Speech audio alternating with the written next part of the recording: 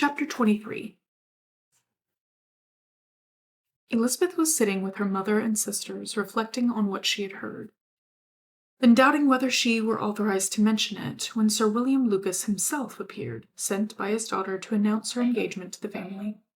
With many compliments to them, and much self-gratulation on the prospect of a connection between the houses, he unfolded the matter to an audience not merely wondering, but incredulous, for Mrs. Bennet, with more perseverance than politeness, protested he must be entirely mistaken, and Lydia, always unguarded and often uncivil, boisterously exclaimed, "Good Lord, Sir William, how can you tell such a story?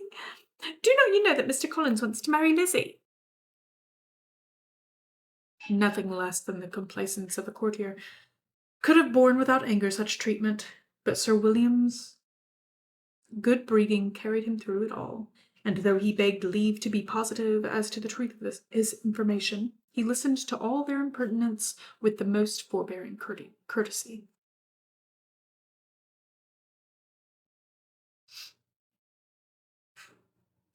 Elizabeth, feeling it incumbent on her to relieve him from so unpleasant a situation, now put herself forward to confirm his account by mentioning her prior knowledge of it from Charlotte herself, and endeavoured to put a stop to the exclamations of her mother and sisters by the earnestness of her congratulations to Sir William, in which she was readily joined by Jane, and by making a variety of remarks on the happiness that might be expected from the match, the excellent character of Mr. Collins, and the convenient distance of Hunsford from London. Mrs. Bennet was, in fact, too much overpowered to say a great deal while Sir William remained, but no sooner had he left them than her feelings found a rapid vent. In the first place, she persisted in disbelieving the whole of the matter. Secondly, she was very sure that Mr. Collins had been taken in. Thirdly, she trusted that they would never be happy together. And fourthly, that the match might be broken off. Two inferences, however, were plainly deduced from the whole. One, that Elizabeth was the real cause of all the mischief, and the other, that she herself had been barbarously used by them all. And on these 2 points she principally dwelt during the rest of the day. Nothing could console, and nothing appease her, nor did that day wear out her resentment. A week elapsed before she could see Elizabeth without scolding her. A month passed away before she could speak to Sir William or Lady Lucas without being rude, and many months were gone before she could at all forgive their daughter. Mr. Bennet's emotions were much more tranquil on the occasion, and such as he did experience, he pronounced to be of a most agreeable sort. For it gratified him, he said, to discover that Charlotte Lucas, whom he had been used to think tolerably sensible, was as foolish as his wife, and more foolish than his daughter. Jane confessed herself a little surprised at the match, but she said less of her astonishment than of her earnest desire for their happiness, nor did Elizabeth persuade her to consider it as improbable. Kitty and Lydia were far from envying Miss Lucas, for Mr. Collins was only a clergyman, and it affected them in no other way than as a piece of news to spread at Meryton. Lady Lucas could not be sensible of triumph on being able to retort on Mrs. Bennet the comfort of having a daughter well married, and she called at Longbourn rather oftener than usual to say how happy she was, though Mrs. Bennet's sour looks and ill-natured remarks might have been enough to drive happiness away. Between Elizabeth and Charlotte, there was a restraint which kept them mutually silent on the subject. Elizabeth felt persuaded that no real confidence could ever subsist between them again. Her disappointment in Charlotte made her turn with fonder regard than her sister, of whose rectitude and delicacy she was sure her opinion could never be shaken, and for whose happiness she grew daily more anxious, as Bingley had now been gone a week, and nothing was heard of his return. Charlotte had sent Caroline. No, ignore that. Jane had sent Caroline in early answer to her letter, and was counting the days until she might reasonably hope to hear again. The promised letter of thanks from Mr. Collins arrived on Tuesday, addressing to their father and written with all solemnity of gratitude, which a great 12 months' abode in the family might have prompted. After discharging his conscience on that head, he proceeded to inform them with many rapturous expressions of his happiness in having obtained the affection of their amiable neighbor Miss Lucas, and then explained that it was merely with a view of enjoying her society that he had been so ready to close with their kind wish of seeing him again at Longbourn, whither he hoped to be able to return on Monday fortnight. For Lady Catherine, he added, so heartily approved of this marriage that she wished it to take place as soon as possible, which he trusted would be an unanswerable argument with his amiable Charlotte to name an early day for making him the happiest of men. Mr. Collins's return to Hertfordshire was no longer a matter of pleasure to Mrs. Bennet. On the contrary, she was much disposed to complain of it as her husband. It was very strange that he should come to Longbourn instead of to Lucas Lodge. It was also very inconvenient and exceedingly troublesome. She hated having visitors in the house while her health was so indifferent, and lovers were of all people the most disagreeable. Such were the gentle murmurs of Mrs. Bennet, and they gave way only to the greater distress of Mr. Bingley's continued absence.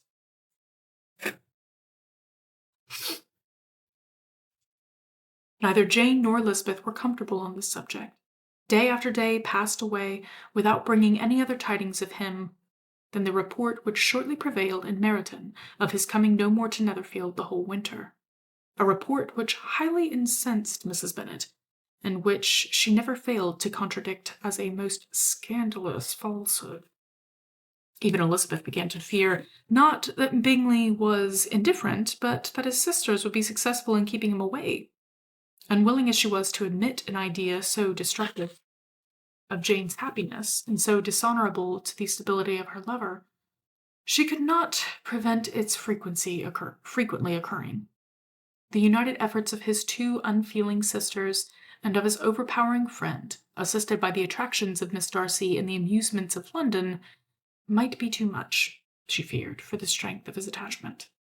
As for Jane, her anxiety under the suspense was, of course, more painful than Elizabeth's. But whatever she felt was desirous of concealing, and between herself and Elizabeth, therefore, the subject was never alluded to. But as no such delicacy restrained her mother, an hour seldom passed in which she did not talk of Bingley, express her impatience for his arrival, or even require Jane to confess that if he did not come back, she should think herself very ill-used. It needed all Jane's steady mildness to bear these attacks with tolerable tranquillity.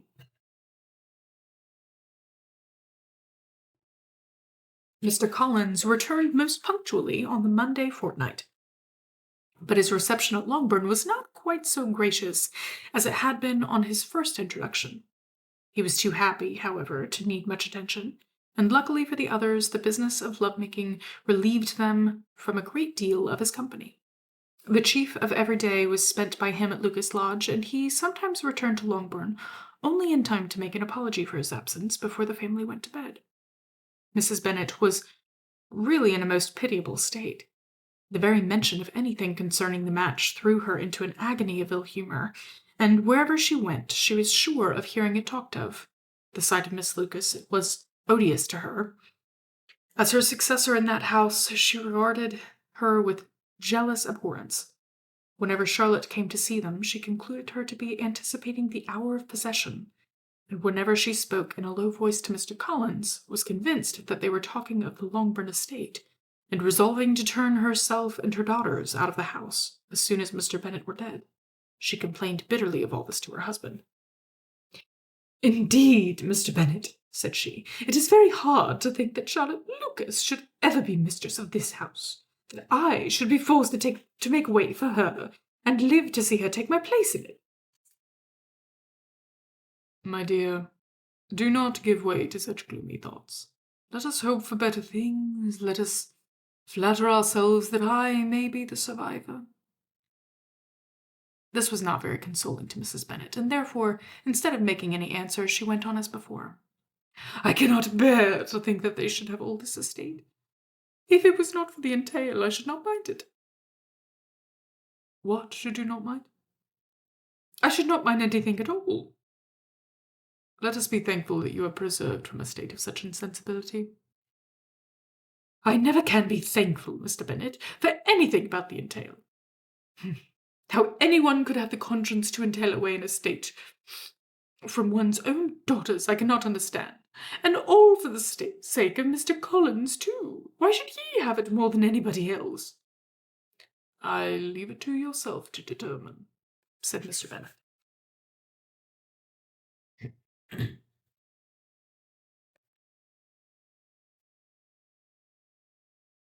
Volume 2, Chapter 1.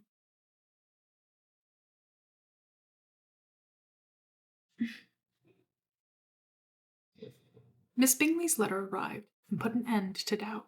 The very first sentence conveyed the assurance of their being all settled in London for the winter, and concluded with her brother's regret at not having had time to pay his respects to his friends in Hertfordshire before he left the country. Hope was over, entirely over, and when Jane could attend to the rest of the letter, she found little except the professed affection of the writer that could give her any comfort. Miss Darcy's praise occupied the chief of it. Her many attractions were again dwelt on, and Caroline boasted joyfully of their increasing intimacy, and ventured to predict the accomplishment of the wishes which had been unfolded in her former letter. She wrote also, with great pleasure, of her brother's being an inmate of Mr. Darcy's house, and mentioned with raptures some plans of the latter with regard to new furniture. Elizabeth, to whom Jane very soon communicated the chief of all this, heard it in silent indignation. Her heart was divided between concern for her sister and the resentment against all the others. To Caroline's assertion of her brother's being partial to Miss Darcy she paid no credit. That he was really fond of Jane she doubted no more than she had ever done, and much as she had always been disposed to like him, she could not think without anger, hardly without contempt, on that easiness of temper, that want of proper resolution which now made him the slave of his designing friends, and led him to sacrifice of his own happiness to the caprice of their inclinations.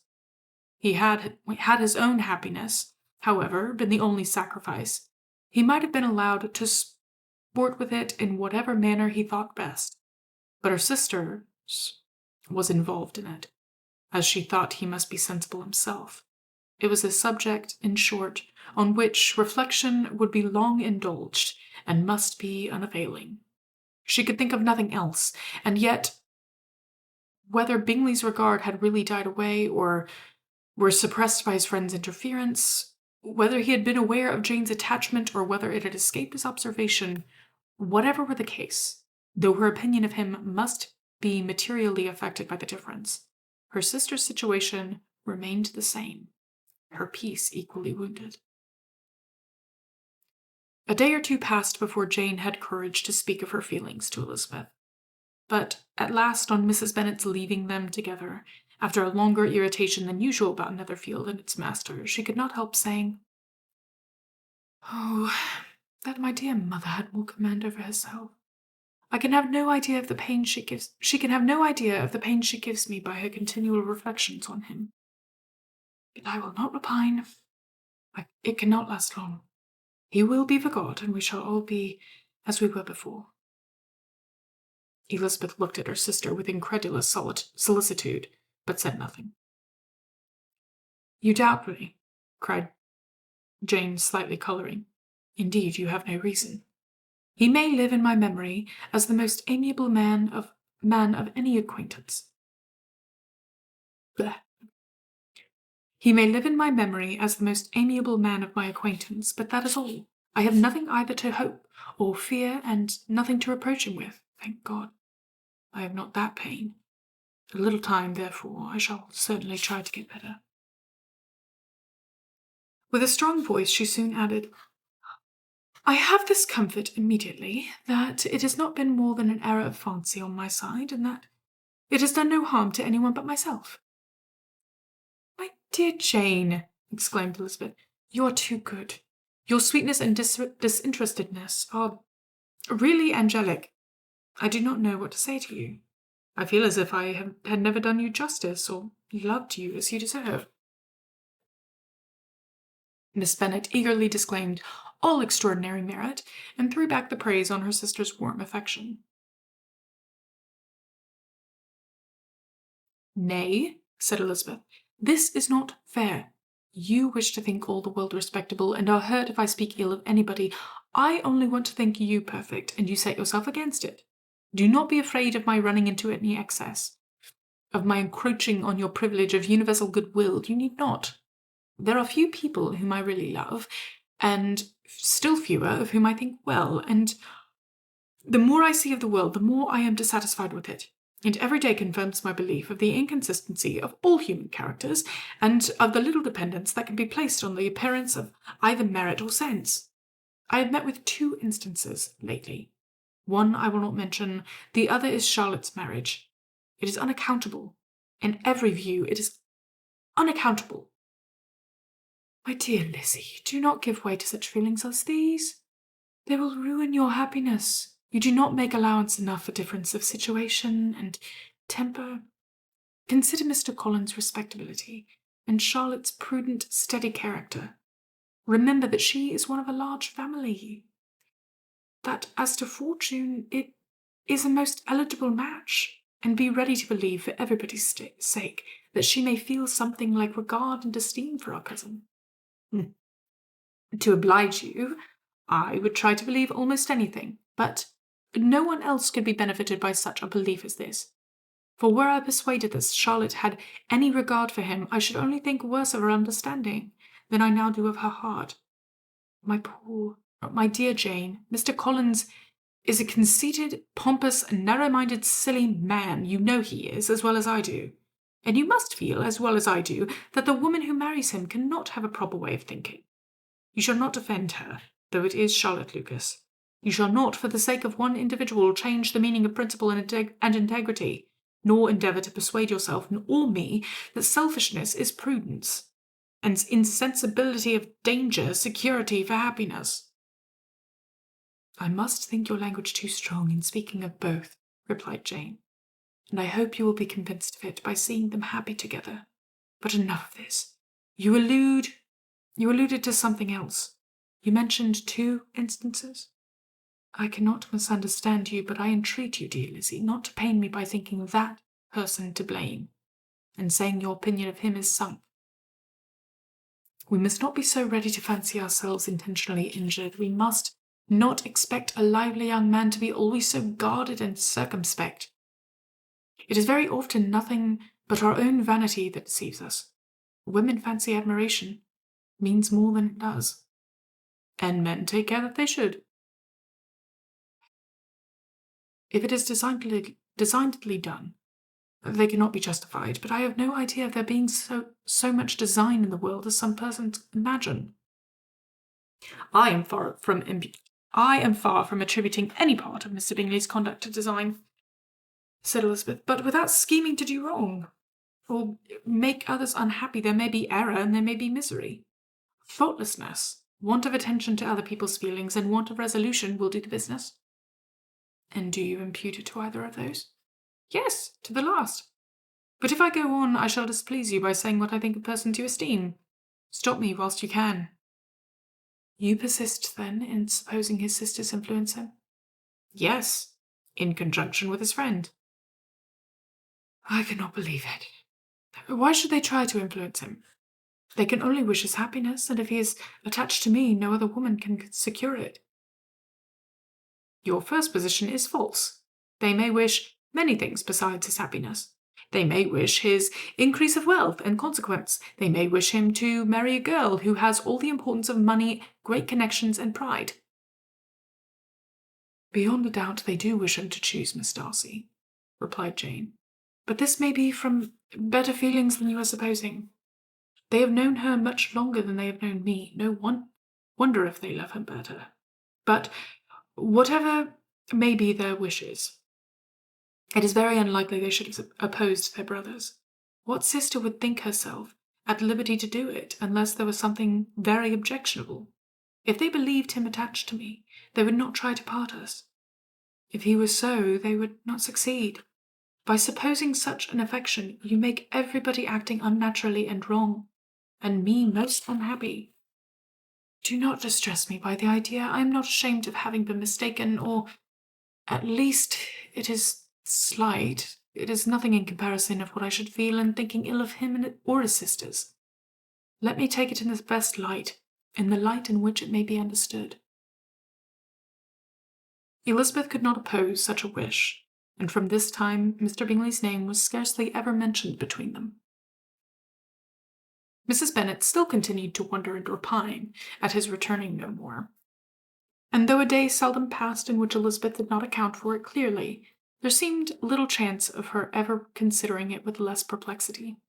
Her daughter endeavoured to convince her of what she did not believe herself, that his attentions to Jane had been merely the effect of a common and transient liking, which ceased when he saw her no more. But though the probability of the statement was admitted at the time, she had the same story to repeat every day. Mrs. Bennet's best comfort was that Mr. Bingley must be down again in the summer. Mr. Bennet treated the matter differently. "So, Lizzie," said he one day, "your sister is crossed in love, I find. I congratulate her. Next to being married, a girl likes to be crossed in love a little now and then. It is something to think of, and gives her a sort of distinction among her companions. When is your turn to come? You will hardly bear to be long outdone by Jane. Now is your time. Here are officers enough at Meryton to disappoint all the young ladies in the country. Let Wickham be your man. He is a pleasant fellow, and would jilt you creditably." "Thank you, sir, but a less agreeable man would satisfy me. We must not all expect Jane's good fortune." "True," said Mr. Bennet, "but it is a comfort to think that whatever of that kind may befall you, you have an affectionate mother who will always make the most of it." Mr. Wickham's society was of material service in dispelling the gloom, which the late perverse occurrences had thrown on many of the Longbourn family. They saw him often, and to his other recommendations was now added that of general unreserve. The whole of what Elizabeth had already heard, his claims on Mr. Darcy, and all that he had suffered from him, was now openly acknowledged and publicly canvassed, and everybody was pleased to think how much they had always disliked Mr. Darcy before they had known anything of the matter. Miss Bennet was the only creature who could suppose there might be any extenuating circumstances in the case, unknown to the society of Hertfordshire. Her mild and steady candour always pleaded for allowances, and urged the possibility of mistakes, but by everybody else Mr. Darcy was condemned as the worst of men.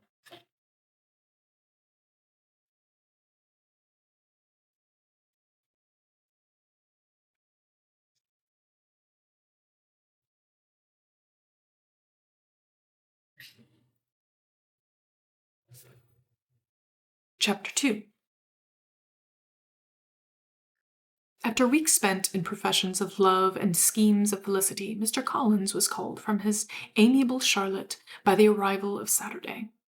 The pain of separation, however, might be alleviated on his side by preparations for the reception of his bride, as he had reason to hope that shortly after his return to Hertfordshire, the day would be fixed that was to make him the happiest of men. He took leave of his relations at Longbourn with as much solemnity as before, wished his fair cousins health and happiness again, and promised their father another letter of thanks. On the following Monday, Mrs. Bennet had the pleasure of receiving her brother and his wife, who came as usual to spend the Christmas at Longbourn. Mr. Gardiner was a sensible, gentlemanlike man, greatly superior to his sister as well by nature as education. The Netherfield ladies would have had difficulty in believing that a man who lived by trade, and within view of his own warehouses, could have been so well-bred and agreeable. Mrs. Gardiner, who was several years younger than Mrs. Bennet and Mrs. Phillips, was an amiable, intelligent, elegant woman, with a great favorite with all her Longbourn nieces. Between the two eldest and herself especially, there subsisted a very particular regard. They had frequently been staying with her in town. The first part of Mrs. Gardiner's business, on her arrival, was to distribute her presents and describe the newest fashions. When this was done, she had a less active part to play. It became her turn to listen. Mrs. Bennet had many grievances to relate, and much to complain of. They had all been very ill-used since she last saw her sister. Two of her girls had been on the point of marriage, and after all, there was nothing in it. "I do not blame Jane," she continued, "for Jane would have got Mr. Bingley if she could. But Lizzie! Oh, sister, it is very hard to think that she might have been Mr. Collins's wife by this time, had not it been for her own perverseness. He made her an offer in this very room, and she refused him. The consequence of it is that Lady Lucas will have a daughter married before I have, and that Longbourn estate is just as much entailed as ever. The Lucases are very artful people indeed, sister. They are all for what they can get. I am sorry to say it of them, but so it is. It makes me very nervous and poorly to be thwarted so in my own family, and to have neighbours who think of themselves before anybody else. However, your coming just at this time is the greatest of comforts, and I am very glad to hear what you tell us of long sleeves." Mrs. Gardiner, to whom the chief of this news had been given before, in the course of Jane and Elizabeth's correspondence with her, made her sister a slight answer, and in compassion to her nieces turned the conversation. When alone with Elizabeth afterwards, she spoke more on the subject. "It seems likely to have been a desirable match for Jane," said she. "I am sorry it went off. But these things happen so often. Young men such as you describe Mr. Bingley so easily A young man such as you describe Mr. Bingley so easily falls in love with a pretty girl for a few weeks, and when accident separates them, so easily forgets her, that these sort of inconsistencies are very frequent." "An excellent consolation in its way," said Elizabeth, "but it will not do for us. We do not suffer by accident. It does not often happen that the interference of friends will persuade a young man of independent fortune to think no more of a girl, of whom he was violently in love with only a few days before. But that expression of violently in love is so hackneyed, so doubtful, so indefinite, that it gives me a very little idea. It is as often applied to feelings which arise from an half-hour's acquaintance as to a real long attachment. Pray, how violent was? It was possible, and sometimes she thought probable, that his affection might be reanimated, and the influence of his friends successfully combated by the more natural influence of Jane's attractions.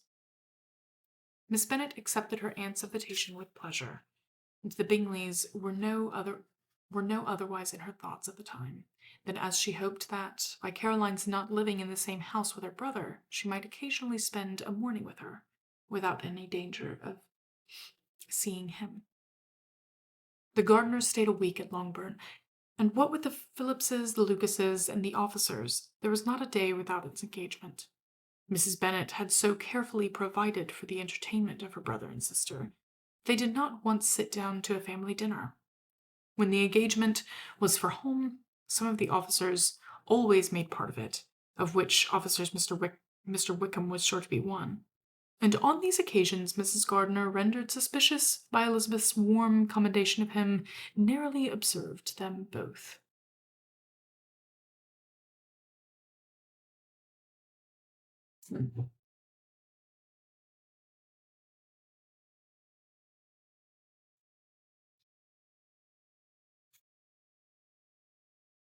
Hey, Tori, if you're here, are you able to take care of something for me?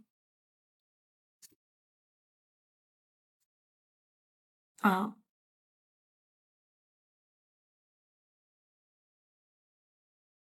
Without supposing them from what she saw to be very seriously in love, their preference of each other was plain enough to make her a little uneasy. Thank you.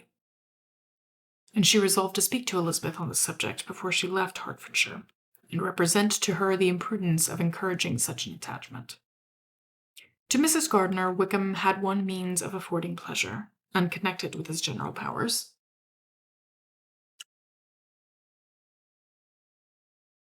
About 10 or a dozen years ago, before her marriage, she had spent a considerable time in that very part of Derbyshire to which he belonged. They had, therefore, many acquaintance in common, and though Wickham had been little there since the death of Darcy's father 5 years before, it was yet in his power to give her fresher intelligence of her former friends than she had been in the way of procuring. Mrs. Gardiner had seen Pemberley, and known the late Mr. Darcy by character perfectly well. Here, consequently, was an inexhaustible subject of discourse.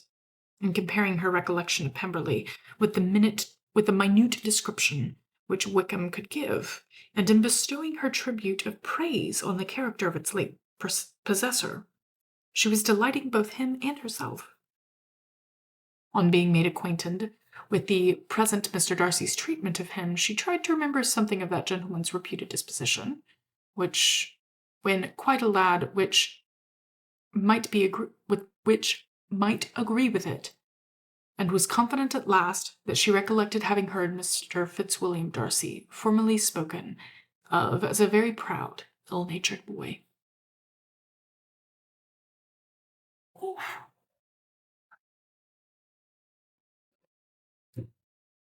Oh, jeez Louise. I'm trying to get comfortable again. Hold on. Ow. There we go. We're there. Ish. Maggie, you should send me a picture of the popcorn stitch. I'm in cheek. Okay.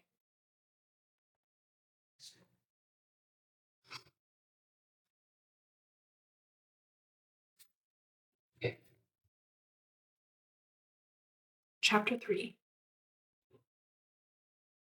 Mrs. Gardiner's caution to Elizabeth was punctually and kindly given on the first favourable opportunity of speaking to her alone. After honestly telling her what she thought, she thus went on. You are too sensible a girl, Lizzie, to fall in love merely because you are warned against it, and therefore I am not afraid of speaking openly. Seriously, I would have you be on your guard. Do not involve yourself or endeavour to involve him in an affection which the want of fortune would make so very imprudent. I have nothing to say against him. He is a most interesting young man, and if he had the fortune he ought to have, I should think you could not do better. But as it is, you must not let your fancy run away with you. You have sense, and we all expect you to use it. Your father would depend on your resolution and good conduct, I am sure. You must not disappoint your father. My dear aunt, this is being serious indeed. Yes, and I hope to engage you to be serious likewise. Well, then, you need not be under any alarm. I will take care of myself, and of Mr. Wickham too. He shall not be in love with me if I can prevent it. Elizabeth, you are not serious now. I beg your pardon. I will try again. At present, I am not in love with Mr. Wickham. No, I certainly am not, but he is, beyond all comparison, the most agreeable man I ever saw. And if he becomes really attached to me, and I believe it will be better that he should not, I see the imprudence of it. Oh, that abominable Mr. Darcy! My father's opinion of me does me the greatest honour, and I should be miserable to forfeit it. My father, however, is partial to Mr. Wickham. In short, my dear aunt, I should be very sorry to be the means of making any of you unhappy.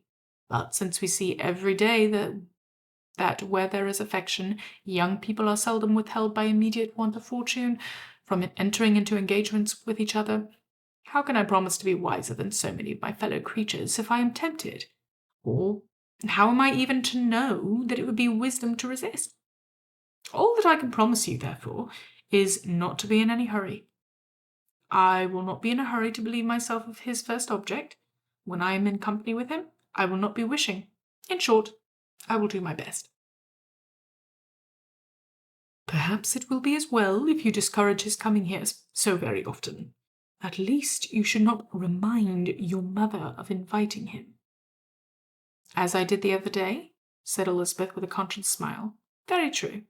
It would be wise in me to refrain from that. But do not imagine that he is always here so often. It is on your account that he has been so frequently invited this last week. You know my mother's ideas as to the necessity of consistent company for her friends. But really, and upon my honour, I will try to do what I think to be wisest. And now I hope you are satisfied. Her aunt assured her that she was, and Elizabeth having thanked her for the kindness of her hints, they parted. A wonderful instance of advice being given on such a point, without being resented. Mr. Collins returned to Hertfordshire soon after it had been quitted by the Gardiners and Jane. But as he took up his abode with the Lucases, his arrival was no great inconvenience to Mrs. Bennet.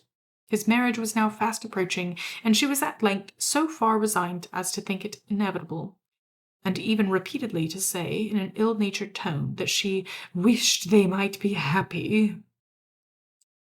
Thursday was to be the wedding day, and on Wednesday Miss Lucas paid her farewell visit, and when she rose to take leave, Elizabeth, ashamed of her mother's ungracious and reluctant good wishes, and sincerely affected herself, accompanied her out of the room. As they went downstairs together, Charlotte said, I shall depend on hearing from you very often, Eliza. That you certainly shall. And I have another favour to ask. Will you come and see me? We shall often meet, I hope, in Hertfordshire. I am not likely to leave Kent for some time. Promise me, therefore, to come to Hunsford. Elizabeth could not refuse, though she foresaw little pleasure in the visit. My father and Maria are to come to me in March, added Charlotte, and I hope you will consent to be of the party. Indeed, Eliza, you will be as welcome to me as either of them. The wedding took place. The bride and bridegroom set off for Kent from the church door, and everybody had as much to say or to hear on the subject as usual. Elizabeth soon heard from her friend, and their correspondence was as regular and frequent as it had ever been. That it should be equally unreserved was impossible. Elizabeth could never address her without feeling that all the comfort of intimacy was over, and though determined not to slacken as a correspondence, it was for the sake of what had been rather than what was. Charlotte's first letters were received with a good deal of eagerness. There could not be any curiosity, there could not be but curiosity to know how she would speak of her new home, how she would like Lady Catherine, and how happy she would dare pronounce herself to be. Though, when the letters were read, Elizabeth felt that Charlotte expressed herself in every point exactly as she might have foreseen. She wrote cheerfully, seemed surrounded with comforts, and mentioned nothing which she could not praise. The house, furniture, neighbourhood, and roads were all to her taste, and Lady Catherine's behaviour was most friendly and obliging. It was Mr. Collins's picture of Hunsford and Rosings, rationally softened, and Elizabeth perceived that she must wait for her own visit there to know the rest. Jane had already written a few lines to her sister to announce their safe arrival in London, and when she wrote again, Elizabeth hoped it would be in her power to say something of the Bingleys. Her impatience for this second letter was well rewarded, as impatience generally is. Jane had been a week in town without either seeing or hearing from Caroline. She accounted for it, however, by supposing that her last letter to her friend from Longbourn had by some accident been lost. My aunt, she continued, is going tomorrow into that part of the town, and I shall take the opportunity of calling in Grosvenor Street. She wrote again when the visit was paid, and she had seen Miss Bingley. I did not think Caroline in spirits, were her words, but she was very glad to see me, and reproached me for giving her no notice of my coming to London. I was right, therefore. My last letter had never reached her. I inquired after their brother, of course. He was well, but so much engaged with Mr. Darcy that they scarcely ever saw him. I found that Miss Darcy was expected to dinner. I wish I could see her. My visit was not long, as Caroline and Mrs. Hurst were going out. I dare say I shall soon see them there. Elizabeth took her head over this matter. It convinced her that accident only could discover to Mr. Bingley her sister's being in town. 4 weeks passed away, and Jane saw nothing of him. She endeavored to persuade herself that she did not regret it. But she could no longer be blind to Miss Bingley's inattention. After waiting at home every morning for a fortnight, and inventing every evening a fresh excuse for her, the visitor did at last appear, but the shortness of her stay, and yet more the alteration of her manner, would allow Jane to deceive herself no longer. The letter which she wrote on this occasion to her sister will prove what she felt. My dearest Lizzie will, I am sure, be incapable of triumphing in her better judgment, at my expense, when I confess myself to have been entirely deceived in Miss Bingley's regard for me. But, my dear sister, though the event has proved you right, do not think me obstinate if I still assert that, considering what her behaviour was, my confidence was as natural as your suspicion. I do not at all comprehend her reason for wishing to be intimate with me, but if the same circumstances were to happen again, I am sure I should be deceived again. Caroline did not return my visit till yesterday, and not a note, not a line, did I receive in the meantime. When she did come, it was very evident that she had no pleasure in it. She made a slight, formal apology for not calling before, said not a word of wishing to see me again, and was in every respect so altered a creature that when she went away I was perfectly resolved to continue the acquaintance no longer. I pity, though I cannot help blaming her. She was very wrong in singling me out as she did.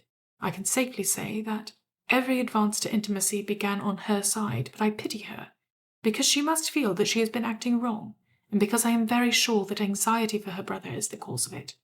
I need not explain myself farther. And though we know this anxiety to be quite needless, yet if she feels it, it will easily account for her behaviour to me. And so deservedly dear as he is to his sister, whatever anxiety she may feel on his behalf is natural and amiable. I cannot but wonder, however, at her having any such fears now, because if he had at all cared about me, we must have met long, long ago. He knows of my being in town, I am certain, from something she said herself, and yet it should seem by her manner of talking as if she wanted to persuade herself that he is really partial to Miss Darcy. I cannot understand it. If I were not afraid of judging harshly, I should be almost tempted to say that there is a strong appearance of duplicity in all this.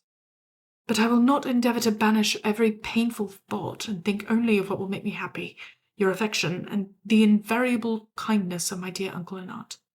Let me hear from you very soon. Miss Bingley said something of his never returning to Netherfield again, of giving up the house, but not with any certainty. We had better not mention it. I am extremely glad that you have such pleasant accounts from our friends at Hunsford. Pray go to see them with Sir William and Maria. I am sure you will be very comfortable. Yours, Jane.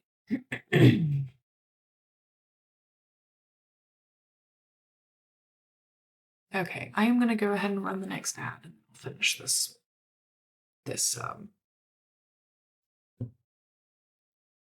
thing.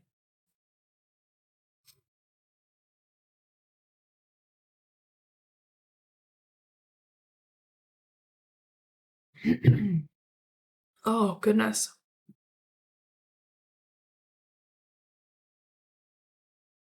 Ooh.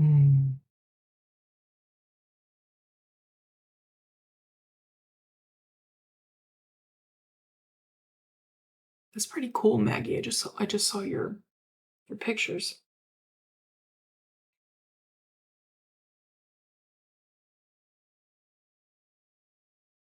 Oh,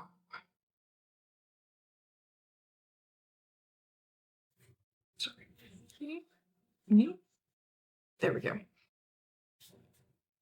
Oh. Oh, Lordy.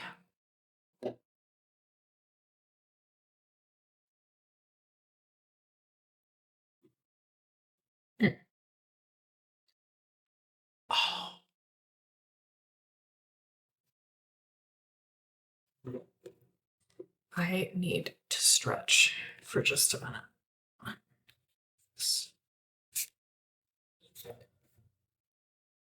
Oh,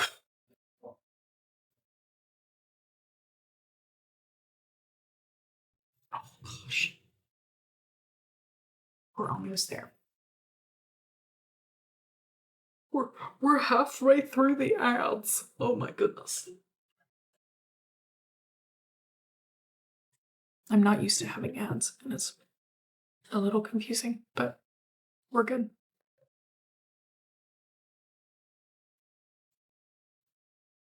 Some of the stuff I got.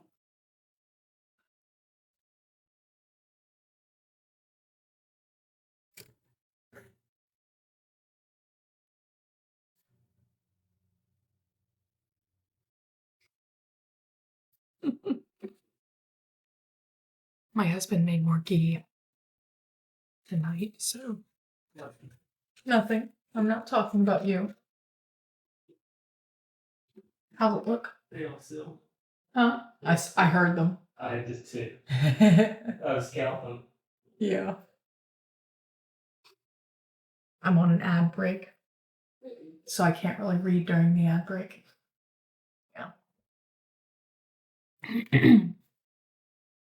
Oh, okay.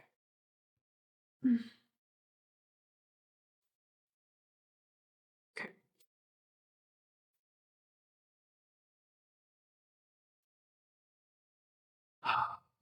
It's there.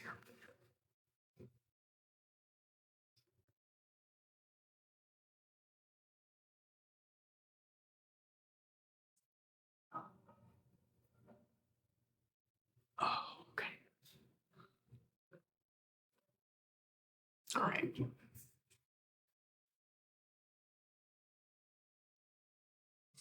This letter gave Elizabeth some pain, but her spirits returned as she considered that Jane would no longer be duped, by the sister at least. All expectation from the brother was now absolutely over. She would not even wish for any renewal of his attentions. His character sunk on every review of it, and as a punishment for him, as well as a possible advantage to Jane, she seriously hoped he might really soon marry Mr. Darcy's sister, as, by Wickham's account, she would make him abundantly regret what he had thrown away. Mrs. Gardiner, about this time, reminded Elizabeth of her promise concerning that gentleman, and required information. And Elizabeth had such to send as might rather give contentment to her aunt than to herself. His apparent partiality had subsided. His attentions were over. He was the admirer of someone else. Elizabeth was watchful enough to see it all, but she could see it and write of it without material pain. Her heart had been but slightly touched, and her vanity was satisfied with believing that she would have been his only choice, had fortune permitted it. The sudden acquisition of £10,000 was the most remarkable charm of the young lady to whom he was now rendering himself agreeable. But Elizabeth, less clear-sighted, perhaps in his case than in Charlotte's, did not quarrel with him for his wish of independence. Nothing, on the contrary, could be more natural, and while able to suppose that it cost him a few struggles to relinquish her, she was ready to allow it a wise and desirable measure for both, and could only sincerely wish him happy. All this was acknowledged to Mr. Gardiner, or all this was acknowledged to Mrs. Gardiner, and after relating the circumstances, she thus went on. I am now convinced, my dear aunt, that I have never been much in love, for I had really experienced that pure and elevating passion. I should at present detest his very name, and wish him all manner of evil, but my feelings are not really cordial towards him. They are even impartial towards Miss Keene. I cannot find out that I hate her at all, or that I am in the least unwilling to think her a very good sort of girl. There can be no love in all this. My watchfulness has been effectual, and though I should certainly be a more interesting object to all my acquaintance, were I distractedly in love with him, I cannot say that I regret my comparative insignificance. Importance may sometimes be purchased too dearly. Kitty and Lydia take his defection much more to heart than I do.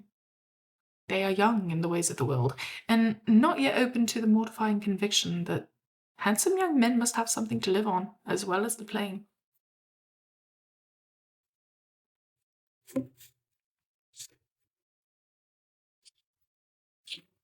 Chapter 4.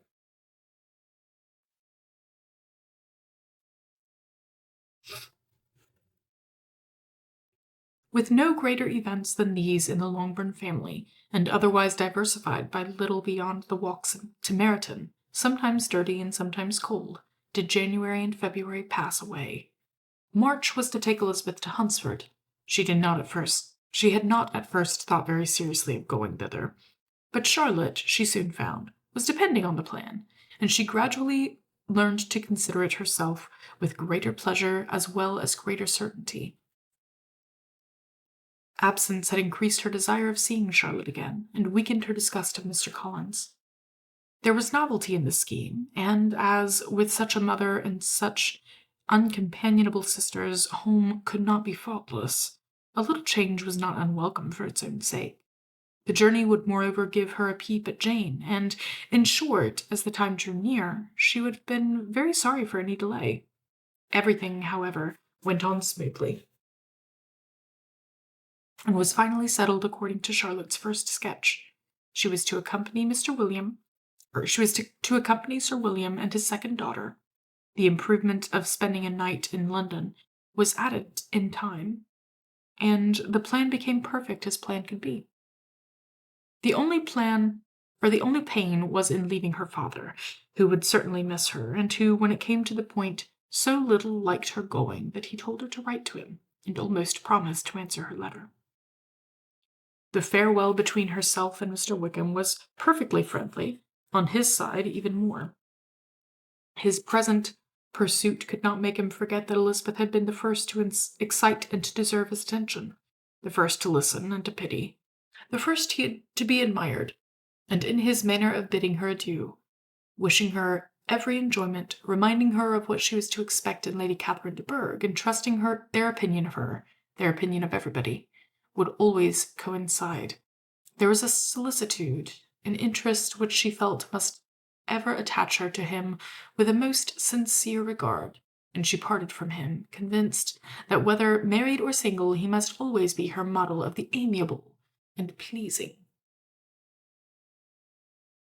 Her fellow travellers the next day were not of a kind to make her think him less agreeable. Sir William Lucas and his daughter Maria, a good-humoured girl, but as empty-headed as himself, had nothing to say that could be worth hearing, and were listened to with about as much delight as the rattle of the chaise. Elizabeth loved absurdities, but she had known Sir William's too long. He could tell her nothing new of the wonders of his presentation and knighthood, and his civilities were worn out like his information. It was a journey of only 24 miles, and they began it so early as to be in Gracechurch Street by noon. As they drove to Mr. Gardiner's door, Jane was at a drawing-room window watching their arrival. When they entered the passage, she was there to welcome them, and Elizabeth, looking earnestly in her face, was pleased to see it healthful and lovely as ever. On the stairs were a troop of little boys and girls whose eagerness for their cousin's appearance would not allow them to wait in the drawing-room, and whose shyness, as they had not seen her for a 12-month, prevented their coming over. All was joy and kindness. The day passed most pleasantly away, the morning in bustle and shopping, and the evening at one of the theatres. Elizabeth then contrived to sit by her aunt. Their first subject was her sister, and she was more grieved than astonished to hear, in reply to her minute inquiries, that though Jane was always struggled to support her spirits, there were periods of dejection. It was reasonable, however, to hope that they would not continue long. Mrs. Gardiner gave her the particulars also of Miss Bingley's visit in Gracechurch Street, and repeated conversations occurring at different times between Jane and herself, which proved that the former had, from her heart, given up the acquaintance. Mrs. Gardiner then rallied her niece on Wickham's desertion, and complimented her on bearing it so well. "But, my dear Elizabeth," she added, "what sort of girl is Miss King?" I should be so sorry to think our friend mercenary. Pray, my dear aunt, what is the difference in matrimonial affairs between the mercenary and the prudent motive? Where does discretion end and avarice begin? Last Christmas you were afraid of his marrying me because it would be imprudent, and now, because he is trying to get a girl with only £10,000, you want to find out that he is mercenary. If you will only tell me what sort of girl Miss King is, I shall know what to think. She is a very good kind of girl, I believe. I know no harm in her. But he paid her not the smallest attention till her grandfather's death made her mistress of his fortune. No, why should he? If it was not allowable for him to gain my affections because I had no money, what occasion could there be for making love to a girl whom he did not care about and who was equally poor? There seems indelicacy in directing his attentions towards her so soon after this event. A man in distressed circumstances has not time for all those elegant decorums which other people may observe. If she does not object to it, why should we? Her not objecting does not justify him. It only shows her being deficient in something herself, sense or feeling. Well, cried Elizabeth, have it as you choose. He shall be mercenary, and she shall be foolish. No, Lizzie, that is what I do not choose. I should be sorry, you know, to think ill of a young man who has lived so long in Derbyshire. Oh, if that is all, I have a very poor opinion of young men who live in Derbyshire, and their intimate friends who live in Hertfordshire are not much better. I am sick of them all. Thank heaven! I am going tomorrow where I shall find a man who has not one agreeable quality, who has neither manner nor sense to recommend him. Stupid men are the only ones worth knowing, after all. Take care, Lizzie, that speech savours strongly of disappointment. Before they were separated by the conclusion of the play, she had the unexpected happiness of an invitation to accompany her uncle and aunt in a tour of pleasure which they proposed taking in the summer. We have not quite determined how far it shall carry us, said Mrs. Gardiner, but perhaps to the lakes. No scheme could have been more agreeable to Elizabeth, and her acceptance of the invitation was most ready and grateful. My dear, dear aunt, she rapturously cried, what delight! What felicity! You give me fresh life and vigour. Adieu to disappointment and spleen. What are men to rocks and mountains? Oh, what hours of transport we shall spend! And when we do return, it shall not be like other travellers, without being able to give one accurate idea of anything. We will know where we have gone. We will recollect what we have seen. Lakes, mountains, and rivers shall not be jumbled together in our imaginations. Nor, when we accept to describe any particular scene, will we begin quarrelling about its relative situation. Let our first effusions be less insupportable than those of the generality of travellers.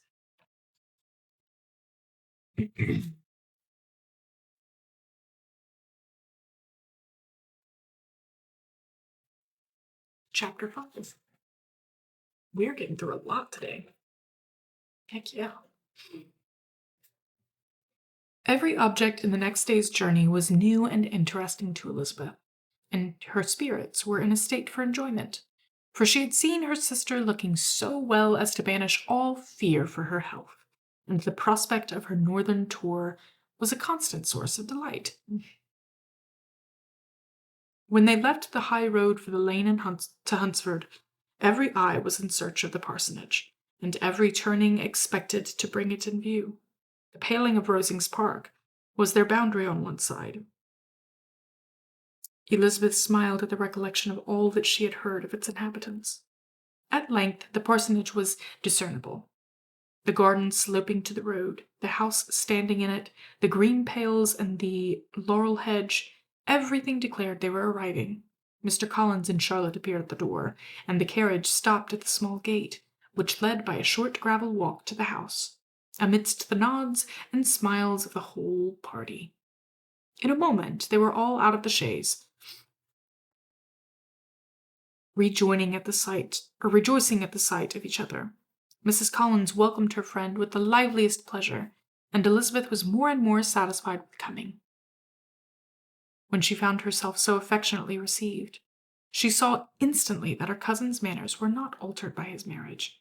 His formal civility was just what it had been, and he detained her some minutes at the gate to hear and satisfy his inquiries after all her family. They were then, with no other delay than his pointing out the neatness of the entrance, taken into the house, and as soon as they were in the parlor, he welcomed them a second time, with ostentatious formality to his humble abode, and punctually repeated all his wife's offers of her refreshment. Elizabeth was prepared to see him in his glory, and she could not help fancying that in displaying the good proportion of the room, its aspects, and its furniture, he addressed himself particularly to her, as if wishing to make her feel that she had lost in refusing him. But though everything seemed neat and comfortable, she was not able to gratify him by any sigh of repentance, and rather looked with wonder at her friend that she could have so cheerful an air with such a companion. When Mr. Collins said anything of which his wife might reasonably be ashamed, which certainly was not unseldom, she involuntarily turned her eye on Charlotte. Once or twice she could discern a faint blush, but in general Charlotte wisely did not hear.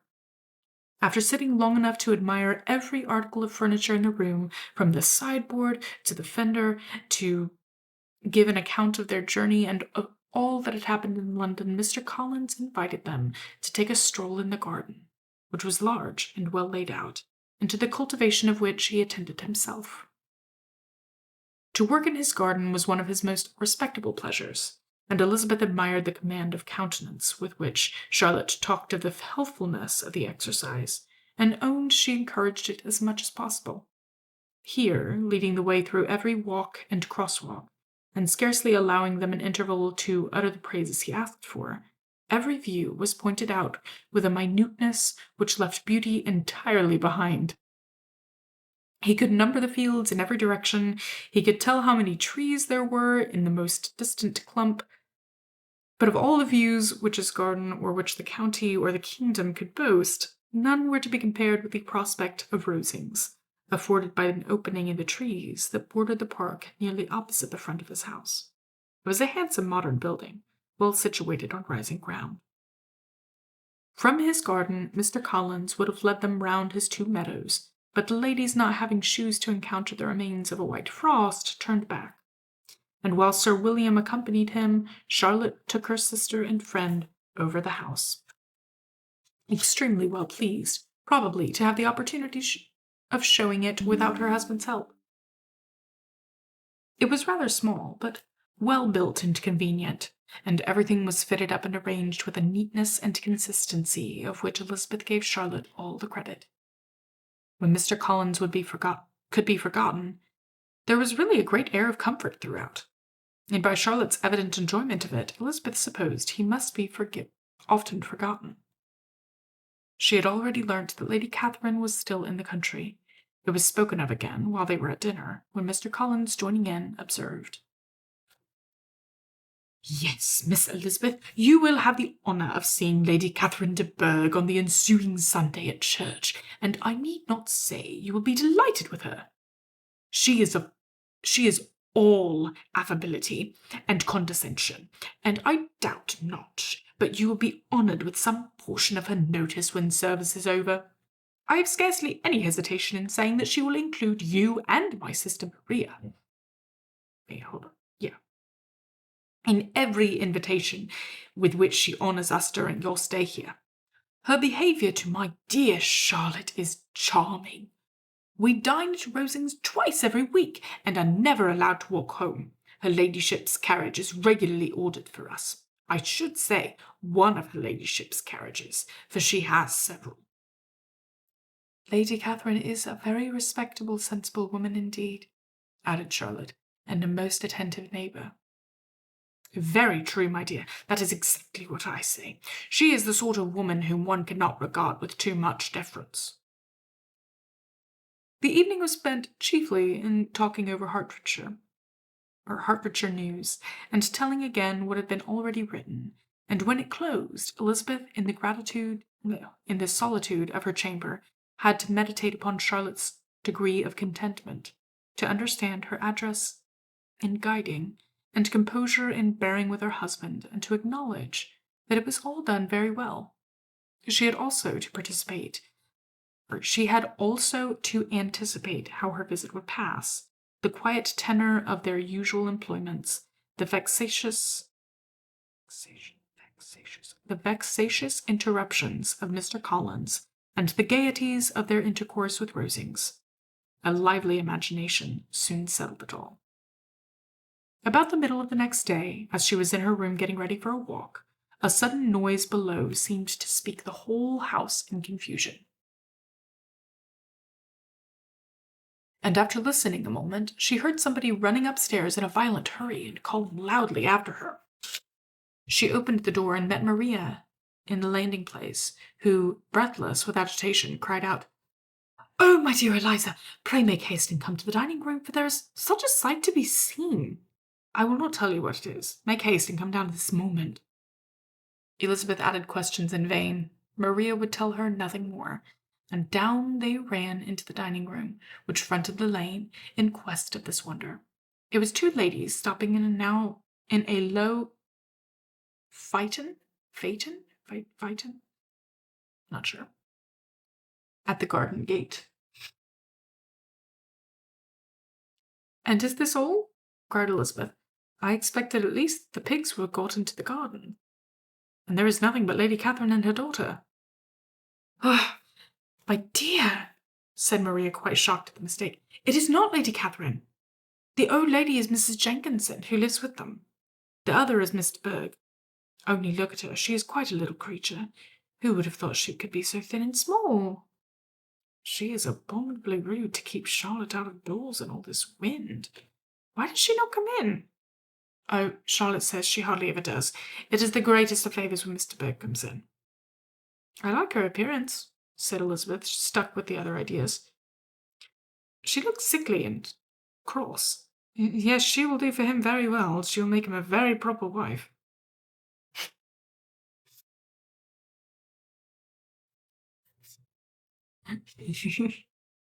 Sorry. Mr. Collins and Charlotte were both standing at the gate in conversation with the ladies, and Sir William, to Elizabeth's high diversion, was stationed in the doorway, in earnest contemplation of the greatness before him, and constantly bowing whenever Mr. Berg looked that way. At length there was nothing more to be said. The ladies drove on, and the others returned into the house. Mr. Collins no sooner saw the two girls than he began to congratulate them on their good fortune, which Charlotte explained by letting them know that the whole party was asked to dine at Rosings the next day.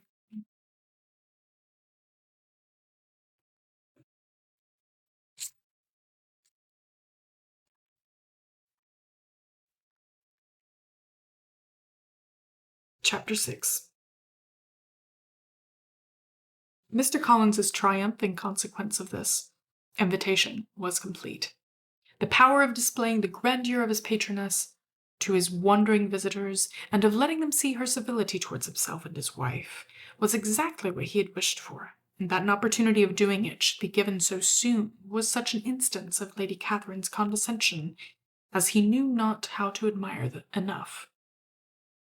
"I confess," said he, "that I should not have been at all surprised by her ladyship's asking us on Sunday to drink tea and spend the evening at Rosings. I rather expected, from my knowledge of her affability, that it would happen. But who could have foreseen such an attention as this? Who could have imagined that we should receive an invitation to dine there, an invitation, moreover, including the whole party, so immediately after our arrival?" "I am the less surprised at what has happened," replied Sir William, "from that knowledge of what the manners of the great really are, which my situation in life has allowed me to acquire. About the court, which instances of elegant breeding are not uncommon." Scarcely anything was talked of the whole day or next morning but their visit to Rosings. Mr. Collins was carefully instructing them in what they were to expect, that the sight of such rooms, so many servants, and so splendid a dinner might not wholly overpower them. When the ladies were separating for the toilette, he said to Elizabeth, Do not make yourself uneasy, my dear cousin, about your apparel. Lady Catherine is far from requiring that elegance of dress in us which becomes herself and her daughter.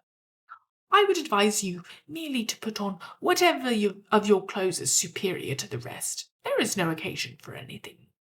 Lady Catherine will not think the worse of you for being simply dressed. She likes to have the distinction of rank preserved.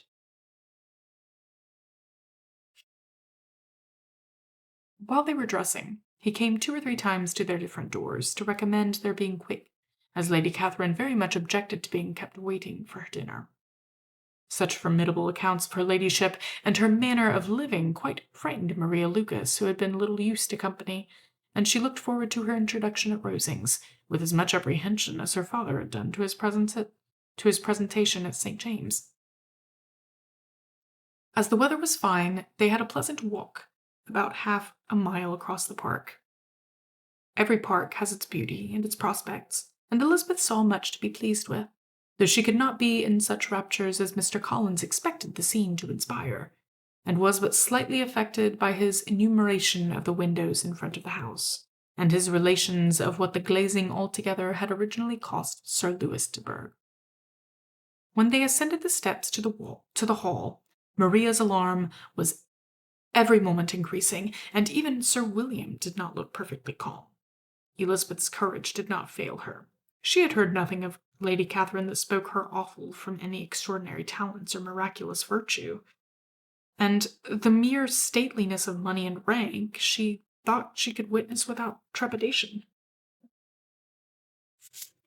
From the entrance hall, of which Mr. Collins pointed out, with a rapturous air, the fine proportion and finished ornaments, they followed the servants through an antechamber to a room where Lady Catherine, her daughter, and Mrs. Jenkinson were sitting. Her ladyship, with great condescension, arose to receive them, and as Mrs. Collins had settled it with her husband that the office of introduction should be hers, it was performed in a proper manner without any of those apologies and thanks which he would have thought necessary.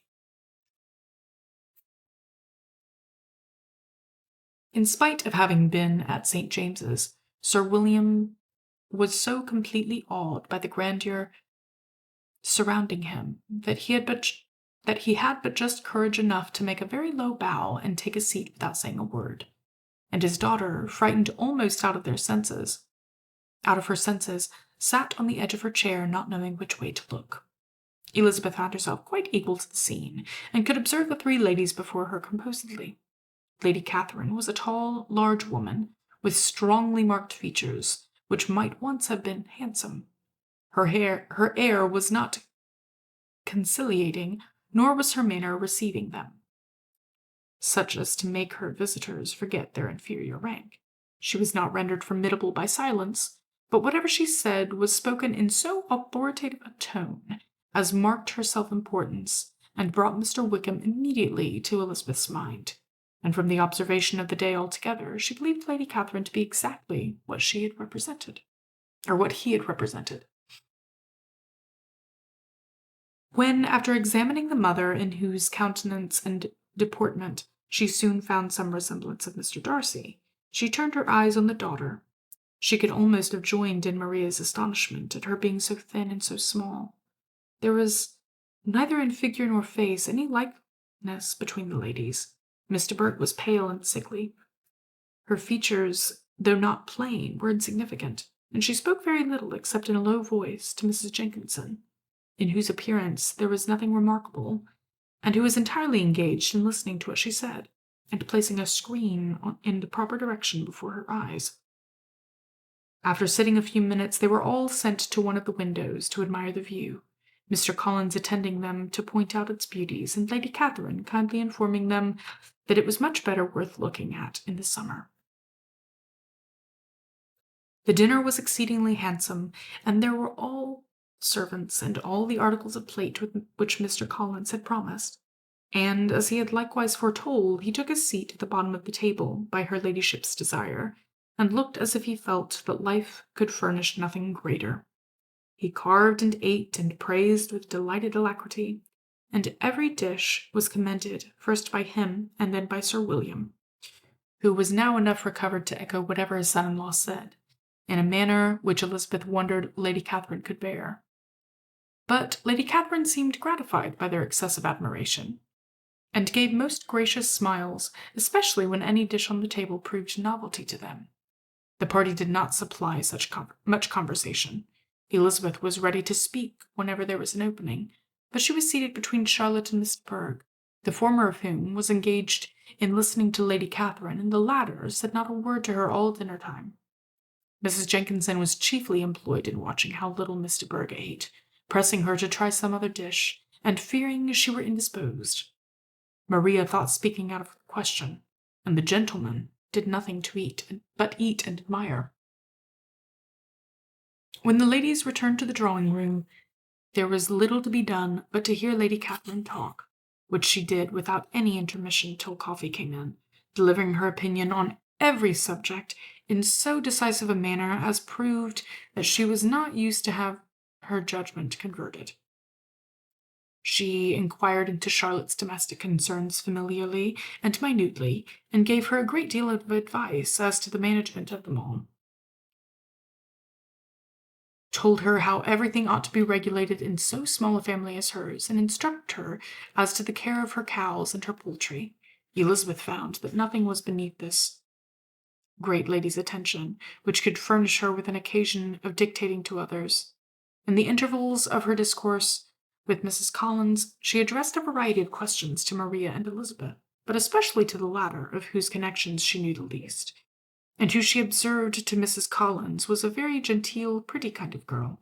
She asked her at different times how many sisters she had, whether they were older or younger than herself, whether any of them were likely to be married, whether they were handsome, where they had been educated, what carriage her father kept, and what had been her mother's maiden name. Elizabeth felt all the impertinence of her questions, but answered them very composedly. Lady Catherine then observed,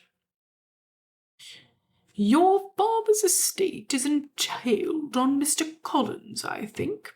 For your sake," turning to Charlotte, "I'm glad of it, but otherwise I see no occasion for entailing estates from the female line. It was not thought necessary in Sir Louis de Bourgh's family. Do you play and sing, Mrs. Bennet?" "A little." "Oh, then, some time or other we shall be happy to hear you. Our instrument is a capital one, probably superior to— You shall try it some day. Do your sisters play and sing?" "One of them does." "Why did not you all learn? You ought all to have learned. The Miss Webbs all play, and their father has not so good an income as yours. Do you draw?" "No, not at all." "What? None of you?" "Not one." "That is very strange, but I suppose you had no opportunity. Your mother should have taken you to town every spring for the benefit of masters." My mother would have had no objection, but my father hates London." "Has your governess left you?" "We never had any governess." "No governess? How was that possible? 5 daughters brought up at home without a governess. I never heard of such a thing. Your mother must have been quite a slave to your education." Elizabeth could hardly help smiling as she assured her that that had not been the case. "Then who taught you? Who attended to you? Without a governess, you must have been neglected." "Compared with some families, I believe we were, but such of us as wished to learn never wanted the means. We were always encouraged to read, and had all the masters that were necessary. Those who chose to be idle certainly might." "I no doubt, but that is what a governess will prevent, and if I had known your mother, I should have advised her most strenuously to engage one. I always say that nothing is to be done in education without steady and regular instruction, and nobody but a governess can give it. It is wonderful how many families I have been the means of supplying in that way. I am always glad to get a young person very well placed out. 4 nieces of Mrs. Jenkinson are most delightfully situated through my means, and it was but the other day that I recommended another young person, who was merely accidentally mentioned to me, and the family were quite delighted with her. Mrs. Collins, did I tell you of Lady Metcalfe's calling yesterday to thank me? She finds Miss Pope a treasure." "Lady Catherine," said she, "you have given me a treasure. Are any of your younger sisters out, Miss Bennet?" "Yes, ma'am, all." "All? All? What, all? 5 out at once. Very odd. And you only the second, the younger ones out before the elder are married. Your younger sisters must be very young?" "Yes, my youngest is not 16. Perhaps she is full young to be much in company, but really, ma'am, I think it would be very hard upon younger sisters that they should not have their share of society and amusement, because the elder may not have the means or inclination to marry early. The last born has as good a right as to the pleasures of youth as the first, and to be kept back on such a motive, I think it would not be very likely to promote sisterly affection or delicacy of mind." "Upon my word," said her ladyship, "you give your opinion very decidedly for so young a person. Pray, what is your age?" "With 3 younger sisters grown up," replied Elizabeth, smiling, "your ladyship can hardly expect me to own it." Lady Catherine seemed quite astonished at not receiving a direct answer, and Elizabeth suspected herself to be the first creature who had ever dared to trifle with so much dignified impertinence. "You cannot be more than 20, I am sure. Therefore you need not conceal your age." "I am not 21." When the gentlemen had joined them, the tea was over, the card tables were placed. Lady Catherine, Sir William, and Mr. and Mrs. Collins sat down to quadrille, and as Mr. Berg chose to play at casino, the 2 girls had the honour of assisting Mrs. Jenkinson to make up her party. Their table was superlatively stupid. Scarcely a syllable was uttered that did not relate to the game, except when Mrs. Jenkinson expressed her fears of Mr. Berg's being too hot or too cold, or having too much or too little light. A great deal more passed at the other table. Lady Catherine was generally speaking, stating the mistakes of 3 others, or relating some anecdote of herself. Mr. Collins was employed in agreeing to everything her ladyship said, thanking her for every fish he won, and apologizing if he thought he won too many. Sir William did not say much. He was storing his memory with anecdotes and noble names. When Lady Catherine and her daughter had played as long as they chose, the tables were broken up. The carriage was offered to Mrs. Collins, gratefully accepted, and immediately ordered. The party then gathered round the fire to hear Lady Catherine determine what weather they were to have the morrow. From these instructions they were summoned by the arrival of the coach, and with many speeches of thankfulness on Mr. Collins's side, and as many bows on Mr. William's, they departed. As soon as they had driven from the door, Elizabeth was called on by her cousin to give her opinion of all that she had seen at Rosings, which, for Charlotte's sake, she made more favourable than it really was. But her commendation, though costing her some trouble, could by no means satisfy Mr. Collins, and he was very soon obliged to take her ladyship's praise into his own hands.